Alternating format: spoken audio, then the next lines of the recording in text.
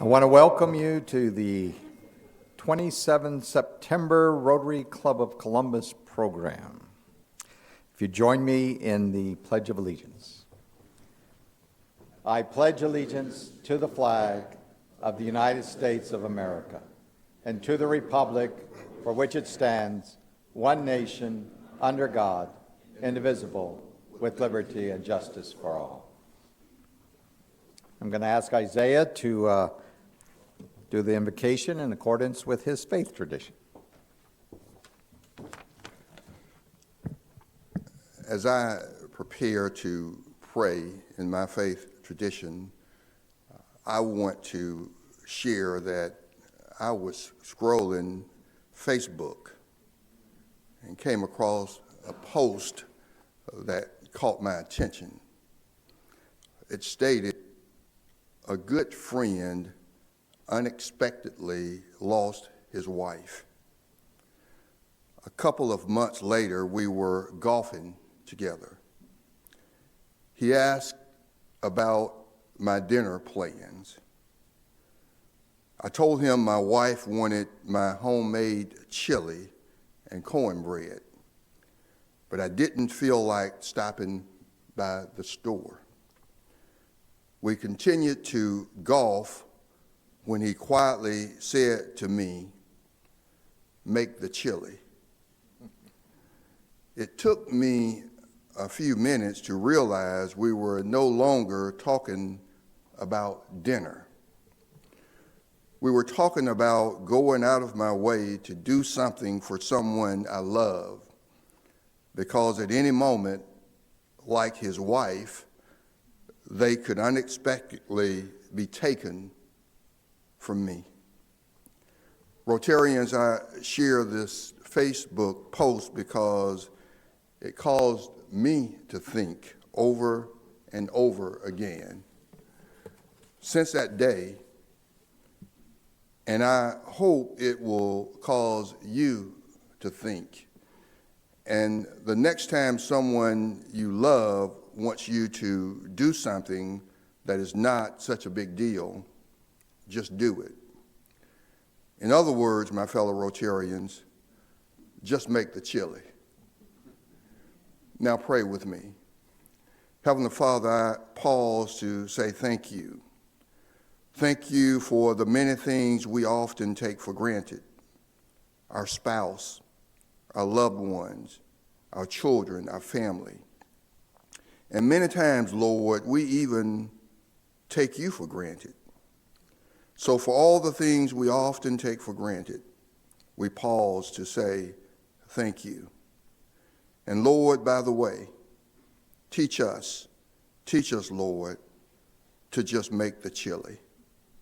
Now, Lord, thank you for this meal that has been prepared for the nourishment of our bodies. In your Son, Jesus' name, I pray. Amen. And don't forget the cans. Okay, I'm going to ask David Williams to come forth and introduce the visitors and guests for today.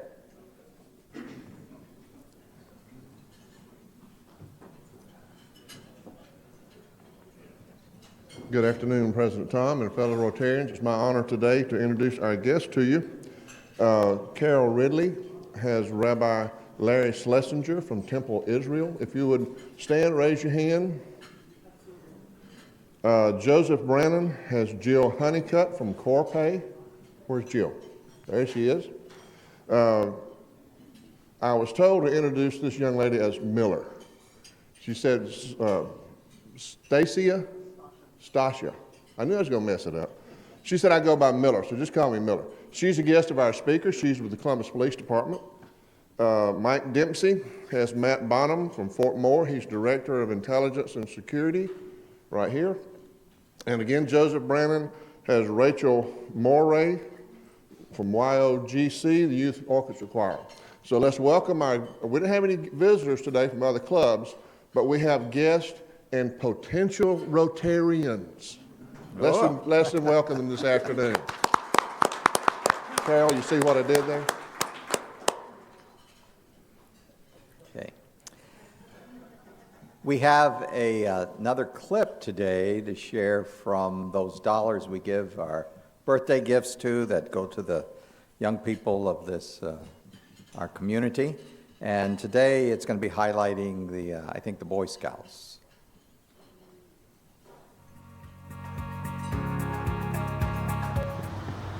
I think scouting is cool because we have cool uniforms and our merit badges are really cool. And we get to go places that are like amazing and that stuff. Boy Scouts of America, I believe, complements and supports our families, but also the mission of our school district, which is to equip and inspire all students to achieve unlimited potential. And I see that that's something that the Boy Scouts of America has really worked to accomplish, and all truly does mean all, regardless of race, ethnicity, socioeconomic background. Boy Scouts work with all students across our district, and I certainly appreciate the efforts they make to ensure that they do, in fact, reach their unlimited potential. Scouting inspires brotherhood and leadership and to produce good Americans for tomorrow and leaders for tomorrow. Our collaboration with the Boy Scouts of America allows us to offer an additional opportunity for our students to engage and utilize the leadership strategies and tools that we're teaching. The mission and vision of our school, along with the oath, the mission of Boy Scouts, they are cohesive. So we think this is a great collaboration for our students, our young ladies and our boys, so that they can hone in and use those skills that they're learning using real-world time activities. Thank you, Rotary Club of Columbus, for your support of local scouts within the Chattahoochee Council. Your grant from the Children's Fund provides enough support for 6 scouts to participate in scouting for an entire year. A year of scouting includes weekly meetings with their peers and trained adult volunteers, where scouts learn leadership, citizenship, and character development. These weekly meetings also prepare scouts to go on various outdoor adventures at one of the Chattahoochee Council's 3 camping properties, as well as throughout the region. Scouting is so successful at developing youth into the leaders of tomorrow that West Point has identified whether or not an applicant attained the rank of Eagle Scout as the best indicator of success at the Academy. So, thank you for investing in scouting right here in the Chattahoochee Valley, and thank you for investing in the leaders of tomorrow.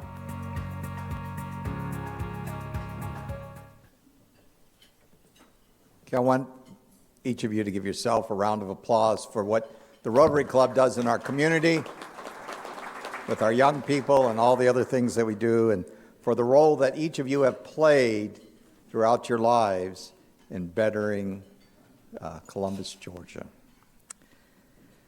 At this time, I'm going to ask Fern to introduce our Ralph Puckett Jr. Soldier of the Week, Staff Sergeant Daniel Szymanski. Good day, my fellow Rotarians and Mr. President. I have the honor to introduce to you one of my heroes. Any service member we have is a hero. This is Staff Sergeant Daniel Szymanski. He hails from Toledo, Ohio. Some of you may be familiar with that other famous soldier from there, Max Klinger. He joined the Army in 2007. He's a 31 Bravo military police. He's the operations NCO for the 209th MP detachment at Fort Moore. He's been an instructor and a senior instructor at Fort Leonard Wood.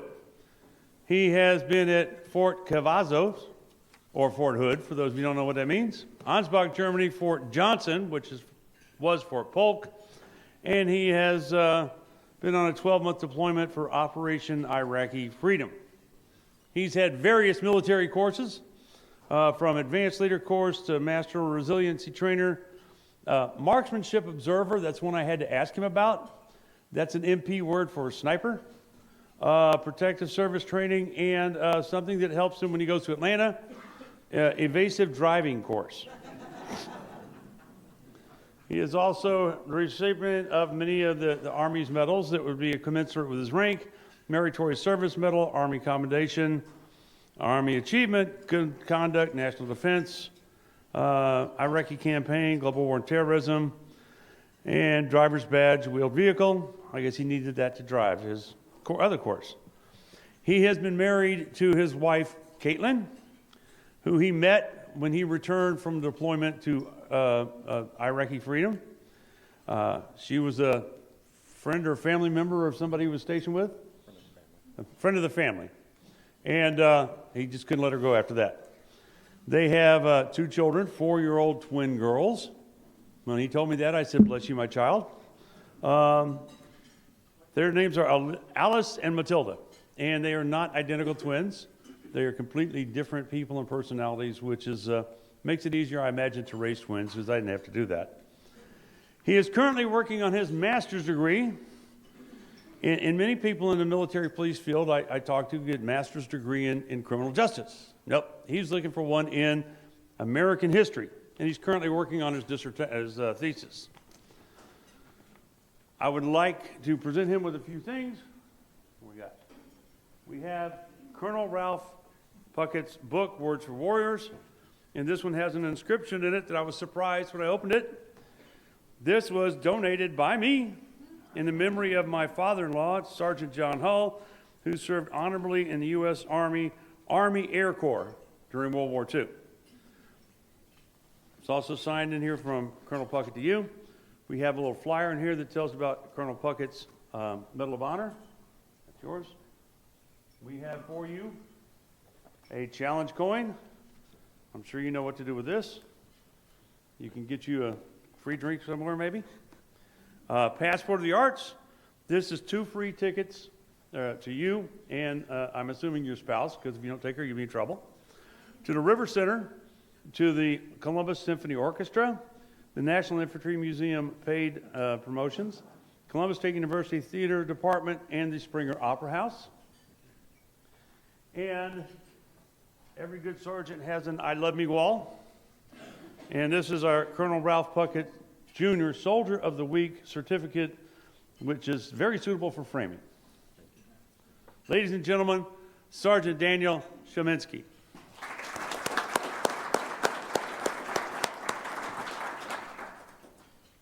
Thank you very much for having me out. I've actually never heard of Rotary Club until recently. I apologize. It's been really great coming here, and I hope to see you guys again. Thank you.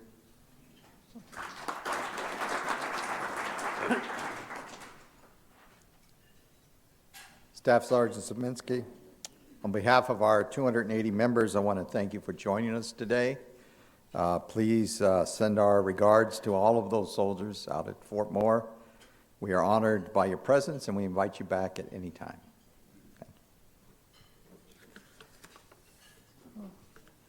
Okay, what season are we in right now? Football season, right? If you have not signed up, it is not too late. And the sheet is there on the back table, and Julie's raising it up right now. So please do that. The money is used for the benefit the Rotary.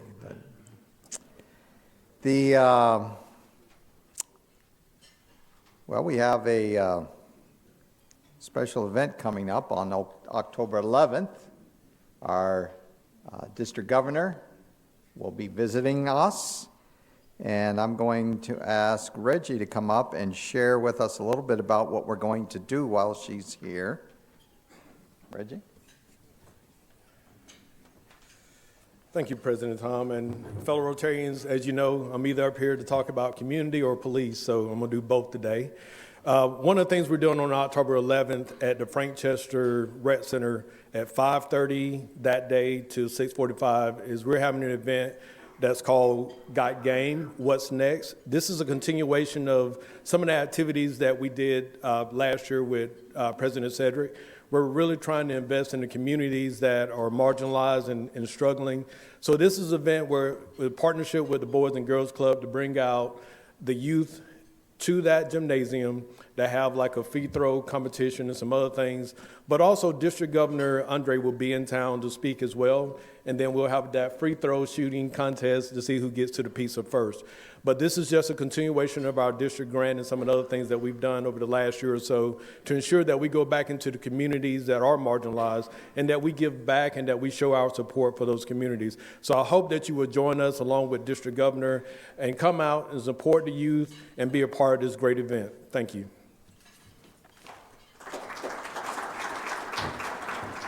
Okay, thank you very much, Reggie. Reggie, we're going to call you right back up here to introduce our speaker today, and we're looking forward to this program. So as I was saying, it's either community or police, so I'm back up again. So I want you to welcome Columbus Police Sergeant Jane Edenfield, who's part of the Columbus Police Department and she's a supervisor for property crimes. She was born in Savannah. She was raised up in Richmond Hill, Georgia, where she attended Richmond Hill High School. She went to Armstrong Atlantic University, where she got a degree in Bachelor's of Science in Criminal Justice, as well as one of her things she was able to do while she was in college and studying for a master's is that she was able to take an internship with the United States Secret Service, working in their financial crimes office. One of the things she talked about was her inspiration, her drive, and her work ethic, as well as her determination, was basically given to her by her mom and Shirai. So welcome to the stage, Sergeant Jane Edenfield.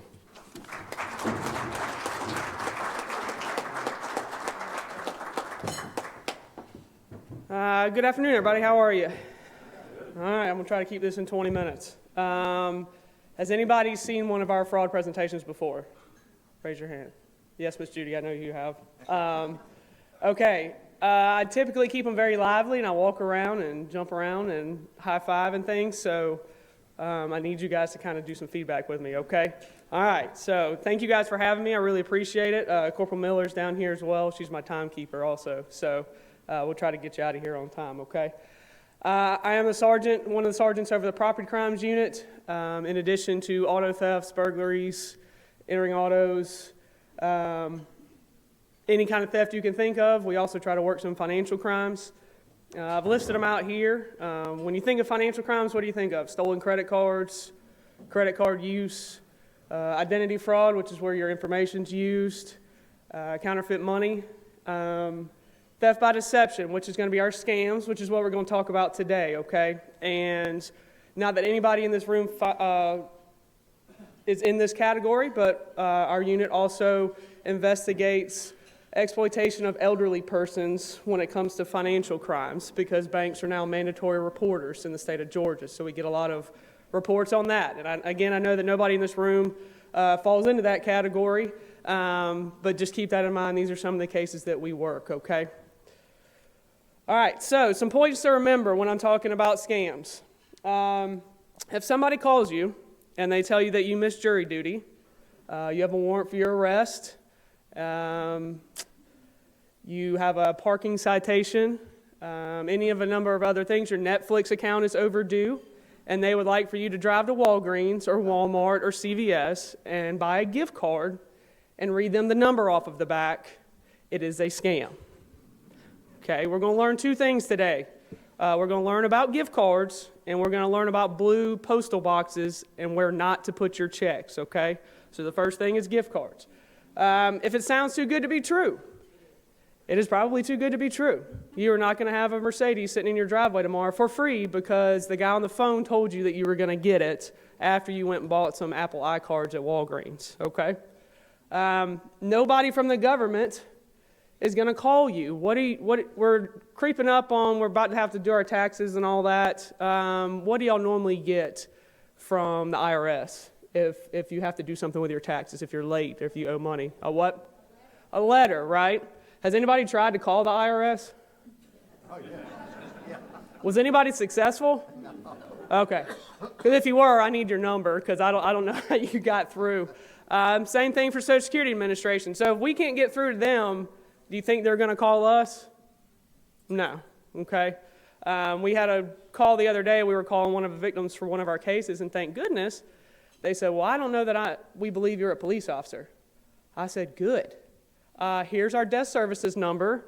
Please give them our information, and they'll verify for you that we are, in fact, police officers, and we're following up on the report you filed. So, you know, if you have somebody calls you and says you have a warrant for your arrest, you missed jury duty, you have a parking citation, your Social Security number's been compromised, or your Netflix account is due, and they ask you to go to Walmart and buy gift cards, it is a what? Yeah. Okay. If you don't enter the Publishers Clearinghouse, or buy a lottery ticket, you cannot win the Publishers Clearinghouse or the lottery. Okay, so if somebody calls you and says, hey, you won the lottery, or you get a letter in the mail that says, hey, you won the Publishers Clearinghouse, but I need you to go to Walgreens and buy gift cards and read me the number off the back, it's a what? Okay. All right, I have a full-on scam presentation that Corporal Miller and I do. We talk about a lot of phone scams. We go through each one. I'm not going to do that today, but I'll make sure you guys have my information afterwards. If you've got a group or something that I can come out and we can specifically talk about certain topics in fraud, please let us know, including these phone scams, okay? How about email scams? I don't know about you guys, but I'm best friends with the USPS, UPS, FedEx, what else is out there? All of the delivery guys, I'm on like a first name basis with them. So me getting an email from Amazon would not be abnormal, right? However, if I get an email from Amazon, where would that email come from? At Amazon.com. You sure it's only a couple of y'all took my class before? Okay. I don't know if you can see it on this one, but I circled it in the top left. This email came from at no reply at listmailer.com. Okay, so if you get an email from Amazon that says you bought something, first check the email address, see where it came from. Then what could you do? Well, delete it, yeah. But say you're like me and you buy a bajillion things on Amazon. Go into your account. Go into your Amazon account and check it, or go to your bank account that's attached to your Amazon and see if the TV that I supposedly bought, Ken Babel, actually came out of my account, right? What do you not do? Click on a link or call that number in red. If you come to my full presentation, I make fun of myself and talk about where I almost fell for this one. So we have a good time making fun of me on that one. So y'all keep that in mind. And this goes for any emails, okay? This is just an example with Amazon. There's a legitimate one. It's at Amazon.com. Okay, people ask all the time, how do you fall for this? We have folks that call and say, hey, I'm with so-and-so from the Muskogee County Sheriff's Office. You got a warrant for your arrest. I need you to go to Walgreens and buy $500 in gift cards and read me the numbers off the back, or else you're going to jail. Well, how do they fall for it, right? It's called spoofed numbers. Anybody know what a spoofed number is? Should be illegal. Should be. What it does, it changes the display on your screen. So it would actually say Muskogee County Sheriff's Office on your screen, but that's not the number that's calling you. I'm going to give you an example right here. This is where Georgia Power called me to tell me that my Georgia Power bill was late, and that I needed to go to Walmart and buy gift cards and make sure that I got up to date on my Georgia Power bill. Funny thing is, I've lived in Alabama for 3 years. So, however, as they said, I'm from Savannah, so my area code's 912. I don't know that you can see it, but he caught me after hours, and I kept him on the phone for almost 8 minutes, and then he ended up hanging up on me. But guess what? That was 8 minutes that he didn't bother one of you guys. So when I can, I try to do that. But anytime they call you and they tell you your Social Security number's been compromised, I'm with Columbus Police Department, you got a warrant for your arrest, any of those kind of things, that's what your screen's going to look like. It's called spoofing. Okay, but that's not actually the number that's calling you. But that's how people all the time ask, well, how do you fall for that? Okay, that's one of the ways, okay? Does everybody understand the spoofing, okay? Now, if you can see the second phone call on that list, I tried to hit redial. What did it do? Because guess what? I wasn't actually calling Georgia Power back. I was calling somebody in another country back that was trying to get me to pay my Georgia Power bill, okay? So y'all keep that in mind. How about scam texts? Who's gotten these? Yeah, Netflix, PayPal. These right here from Wells Fargo and PayPal. Again, when we talked about the emails, remember if it comes from Amazon, it's at Amazon.com, right? So if you get a text message from your bank, what should it say on the text message? At WellsFargo.com, at Synovus.com, at Truist.com, right? Make sure you guys check the spelling in the text messages, because I will tell you, banks do text you things, okay? What I will tell you, do not click on those links, right? Everybody got that? Don't buy gift cards and don't click on these links, okay? Can y'all see the second screen? That's the contact that texts me. So if it came from Wells Fargo, instead of at wellsfargo.com, it came from at yq9h1.com, okay? But these are examples, and that's PayPal next to it. How about this one with UPS? Have y'all gotten this one? A package has been redelivered or needs a reschedule? Again, I'm best friends with all the delivery guys because of Amazon. Coming up on holiday season, right? So we're about to start ordering stuff. So would it be abnormal for you to get a text message that says, hey, oops, bad weather, we need to reschedule delivery, right? Can y'all see in the first screen there's some grammatical mistakes? I don't know if you can see it. Has anybody gotten this text message? Y'all are some lucky jokers. So a few folks, okay. So I did, as I talked about the Amazon email, I almost fell for it accidentally.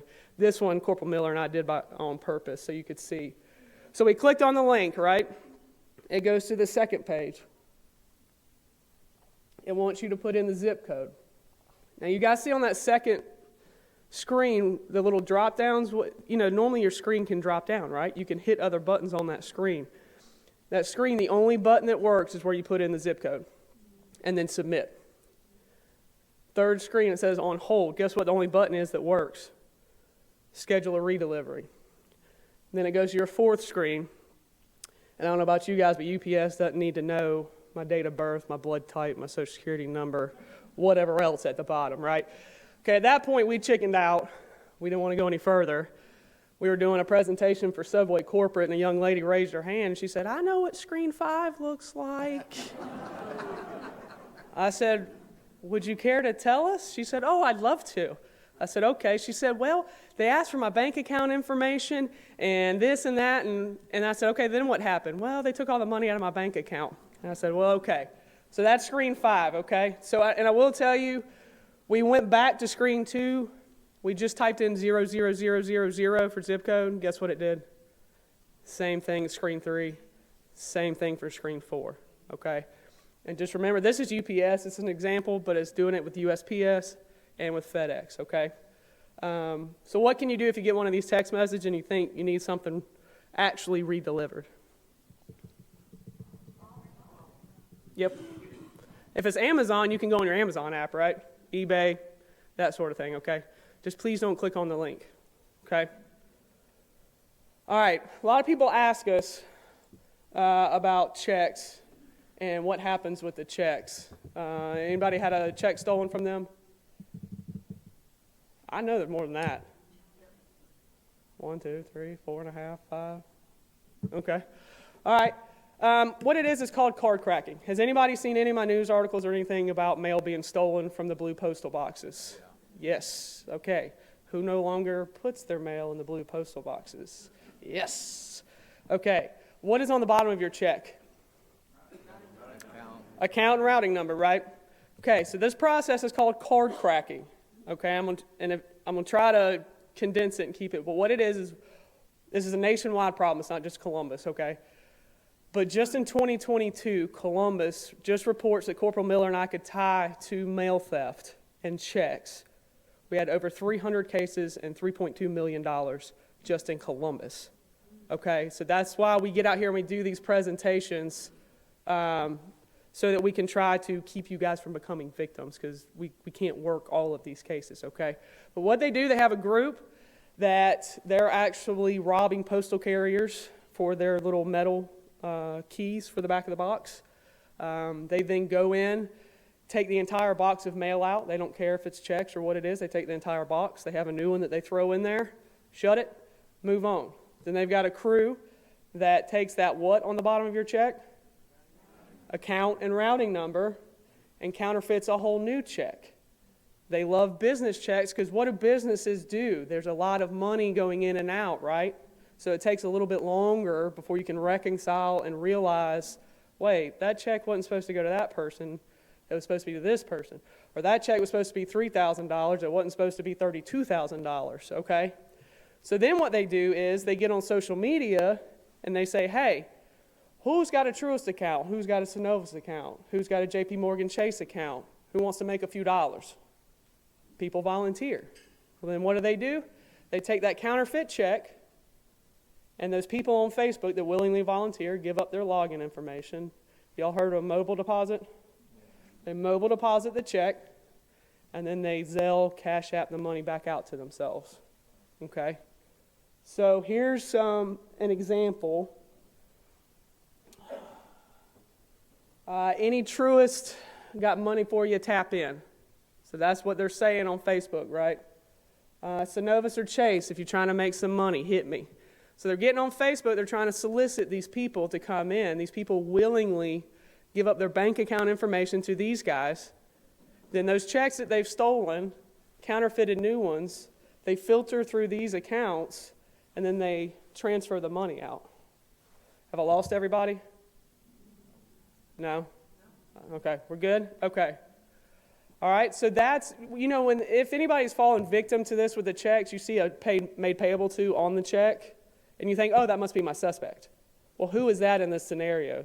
That's who willingly gave up their account information from the Facebook ad, right? So the person that actually deposited the check is probably not that name on that Facebook. Now, are we putting those people in jail also? Yes, because what are they doing? They're defrauding the bank, right? Because then they lie to the bank and say, oh, my account got compromised. I don't know what happened, okay? But that's the entire process. It's called card cracking, okay? So when you guys see this stuff in the news or whatever, that's beginning to end. That's what happens that begins with these mail thefts at the blue postal boxes, okay? And that's one investigation we had, just one. It's a search warrant that Corporal Miller did. It has all the components. Does anybody know what that device is to the left? Card embosser, yep. They were actually embossing cards, bank cards too. So, all right, real quick, the yes scam. Has anybody gotten a phone call where they ask if you're on Medicare or Medicaid, and they want you to say yes or no? Or they ask can you hear me? Yes, right? What they're doing is they're recording your voice saying yes. Okay? So when they call you and say, do you have Medicare or Medicaid, instead of saying yes or no, say, can you repeat the question? Say something in a full sentence. Say, I do not have Medicaid. I have Medicaid. Say something that's full sentences, okay? It's called the yes scam, all right? How about pine straw scam? Anybody had this one? Yeah, we've had this in the area, okay? I'm going to show you our Facebook page here in a minute, but we put on a whole big thing about it. If anybody approaches you in the road and says, hey, can I lay down some pine straw? Just don't, okay? You can call Jane Edenfield and I'll get you a yard guy, because these guys they're all over the place doing this kind of stuff, okay? And what they're doing is they're not really quoting you a price. Then you say yes, put out the pine straw. Then what they've got is a bunch of strings already in their truck, and then when they get done, they say, oh yeah, we had to put 300 bales out. It's going to be $10,000. And then you're stuck. So, and they didn't really put that much out, but they're dangling the strings, right? So that's the pine straw scam. So that's going around in the area also, okay? How about these Facebook scams? Have y'all seen these on Facebook, social media? Okay. The one on the right, the rec one, what they want you to do is click on it, and then it can download stuff on your phone. It can ask you to enter information. It can ask you to re-log in your Facebook login information, and then they capture that information. The one on the left is the lost pet. They'll also do, what do we call them, seasoned individuals, not elderly individuals that are maybe missing, that have dementia, because it tugs at our heartstrings, right? They want you to share these posts. What they do is, once all these people have shared them, then they change the original post to something else that's spam, something else that is not this original post. They can capture your information on Facebook. We've got a whole post about it. We can, like I said, I'm going to give you guys our Facebook page. But y'all just be careful of these, okay? If it says, please bump this post, bump is a key word on that. You can also, whoever posted the ad, for lack of a better word, the creator, click on theirs, go to their page. They will usually have like one follower and one like, and that's it. okay? And those are keys that whatever they're posting is probably a scam, okay? All right, so what do you do if you have been scammed? What's your first phone call? Not me. The bank. Call the bank. Say, oh crap, I've been scammed. Lock it all down. Well, give me some lunch money and then lock it all down. Okay? Then what do? Then you call me. Okay. Then you file a police report, okay? We've got an online system on our website, or you can have an officer come out, or you can do it over the phone, okay? Then you'll probably want to report to the credit bureaus. A lot of these banks now have credit reporting for free. They have a lot of things, checks and balances you can put in play. I have it set up. I bank with Capital One. I have it set up every time my debit card's used, I get a text message. So I know immediately if somebody used $400 in Texas, well, that wasn't me. So a lot of these banks have a lot of precautionary things like that set up, okay? So you guys check into those, all right? All right, I want to make sure I get this information, you guys. I don't know if you'll be able to get a recording of this, but this is all the websites. Federal Trade Commission website is a great website. Reportfraud.ftc. The FBI website, ic3.gov. All this stuff that I'm hammering over really quickly is on these websites. And then again, not that anybody in this room falls into this category, but I love this website. My mom sends me emails about every day about scams and things from this website, and it's the AARP website. Come on, laugh. Like a little bit? Okay, thanks. She sends me stuff from that website, and it is great, great information. Okay, so AARP is another one, all right? Lastly, this is our little Facebook page. We're able to get it back. It's called CPD Property and Financial Crimes. Okay, that's different than the main police department page. It's just way too much information for Miss Santiago, our PIO, who does a wonderful job, but it's just way too much information for her to push out what all we need to push out to get awareness out to you guys, okay? So come check out our page if you've got Facebook. This pine straw scam, the yes scam, the puppy scam, all that kind of stuff, we put all that awareness on these pages. When we have suspects, we put them up on there. Maybe you guys know them. If you message the page, you're most likely talking to me. And if you're not talking to me, you're talking to Corporal Miller, okay? So that gives you some sense of personability, okay, when you're talking or when you see the page. All right, one more time. If somebody calls you and says they have a warrant for your arrest, you missed jury duty, your Netflix subscription is overdue, and they need you to go to Walgreens and get a gift card and read them the number off of the back. It is a what? One more time, and it's a what? All right. Thank you guys for having me. I know I ran over a lot of information. Like I said, it's like the police officer's going to say it's like drinking from a fire hose. But we really do enjoy what we do. We love it. And if I can help in any way, please grab one of us. We'll be here for a little bit. Check out our Facebook page. And my contact information's on there. But thank you again, guys, so much for having me. I appreciate it. I love getting out there in the community and doing this sort of thing. So thank you very much. We have time for one or two questions. Oh, okay. Do we have any questions? We have time for a couple of questions. Okay. How do you go about shutting these criminals down? You know, I mean, obviously you're talking more on the perspective of the victim, but when you guys are actually trying to, you know, shut down the source of the crime, how do you go about doing that? Which crime? Well, I mean, so whether it's a Facebook or, you know, text scam, or like, are you, the FBI, somebody's able to track down? You mentioned sometimes it's international, so I would imagine those are hard to track down. But yes, and that's how do you stop it? Yeah. The resources I gave you, the Federal Trade Commission website, ic3.gov. So if you do become victim of a scam, the first phone call is what? Your bank. Then you need a police report, right? Federal Trade Commission, ic3.gov, that's the feds and then FBI feds. And all those scammer phone calls, you can enter those phone numbers in those websites, and that's how they track it.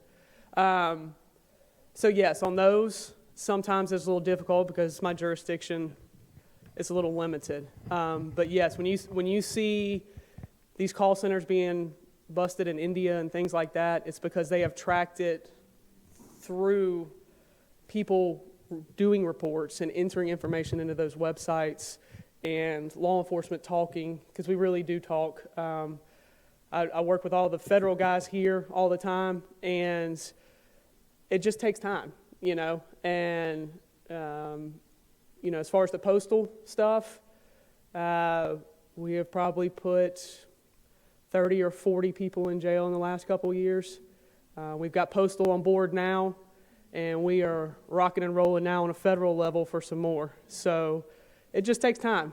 It really does. It just takes time. But I've loved doing this, always have. I've been doing this off and on for 10 years. And I know it seems like there is no finish line, but whether it's us or the state level or the Fed level, yeah, a lot of it does get through, but we are able to make a difference, and we do through those websites and information sharing. We're able to do the international stuff that you're talking about. So, yeah. When I get a call and it's, do you have Medicare? My common reply is none of your business what I have. Take me off your phone list. That is perfect. The other thing is you said after we call the bank and after we call you to report. Well, not me directly, but yes. Well, go ahead. yeah. No, I'm kidding. Oh, come on. I thought you were giving us all your cell phone number. To call or to go to these websites and report the number. If they're spoofing numbers, what does that do? Back to what he was asking me, we worked a case. We had a victim here that was a victim of one of these phone scams, about $30,000 worth. Well, the FBI initially wouldn't look at it as only $30,000. However, she went to ic3.gov and the Federal Trade Commission website, entered the spoofed number. Well, guess what? When she entered that spoofed number, 5 other victims all the way across the country, all the way to California, had also entered that number. And they tracked it with their Fed analytics. The suspect was actually, the middleman was actually in California, so the LA FBI office worked all 5 cases and ended up putting him in prison in California.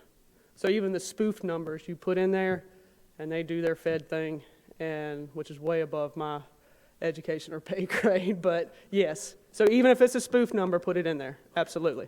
Yes. Now, I've got 2 questions, but before I ask those, 7 minutes ago, I received one of those text messages. What'd you do? Not click on the link, right? No. I don't even open it now. But it happens all day and all night. I'll wake up and have emails or text messages come through. Mm-hmm. So when you say it's a long fight, I completely believe it. But my first question is, many times with our HOA, we'll have agencies come in and kind of do presentations like this. Are you available to do that? Absolutely. Okay, great. I'll talk to you afterwards. Absolutely. My second question is, just this past week, when we had our Rotary Mix downtown, literally as I was I had parked my car, and I was locking my car as I was getting a parking ticket. So that's a whole different case of worms there. But when I told the guy, I said, I'm just now clicking the clicker. I haven't even really, the hood's still hot. He told me you have to go to the parking garage, blah, blah, blah, blah. I went down there. They refused to talk to me until I gave them my social. And I looked at the young lady and I said, ma'am, I've had speeding tickets. I don't even give the police officer my Social Security. And I still have not been able to dispute that because I will not give them my social. What is your, but they are, it's a Columbus Metro employee. They're in the behind the glass window. What's your advice to that? Don't give it. I can tell you our employee evaluations, we just have our Social Security numbers on it, and even the department's changed it. We do our employee numbers now. Is that right? So don't. You're just going to have to go above her. And don't. I don't even. Who's the only phone call that you should give information over the phone to? That's a new one. The mother. That's a new one. What I was going to say is if you initiate the phone call like your doctor, when you call your doctor, and what are they going to do? They're going to ask your name, date of birth, et cetera. But you made that phone call, right? Otherwise, do not give that information out over the phone. And I would just go above whoever she is. Okay? Just don't give it out at all. And as far as the phone calls, text messages, emails on the Federal Trade Commission website, has anybody tried the do not call registry? Has it worked? When's the last time you tried it? A couple years ago, right? I tried it about 5-6 years ago. It made it worse. I tried it about a year ago. It worked. Okay? And if you've got an iPhone, when somebody calls you, you can report it as spam, delete, block, report as spam. Now, it's not helping with the text messages yet, okay? But phone calls, knock on wood, it is. So you guys try that again, okay? The do not call registry, okay? Thank you. Yep. Thank you very much. Thank you, guys.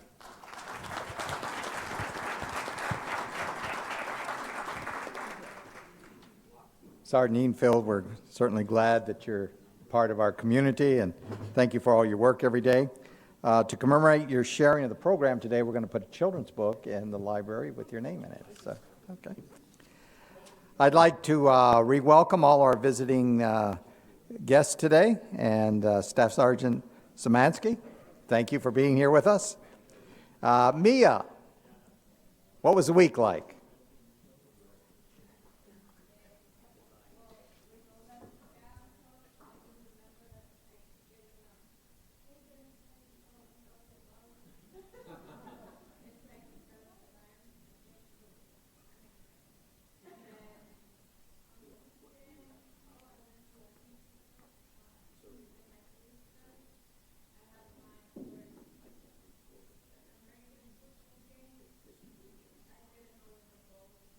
Yeah.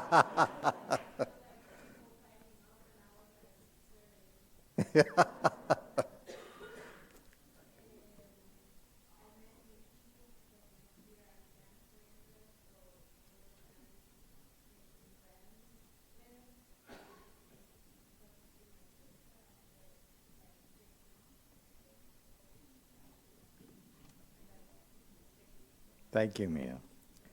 Okay, next week's program will be Scott Reismeyer with the Miracle Riders, and I'm going to ask Isaiah to come back up for the four-way test. Okay, the four-way test, if you will work with me. The first, is it the truth? Second, is it fair to all? Third, will it be? And fourth? Thank you. With that, we're adjourned. Thank you so much.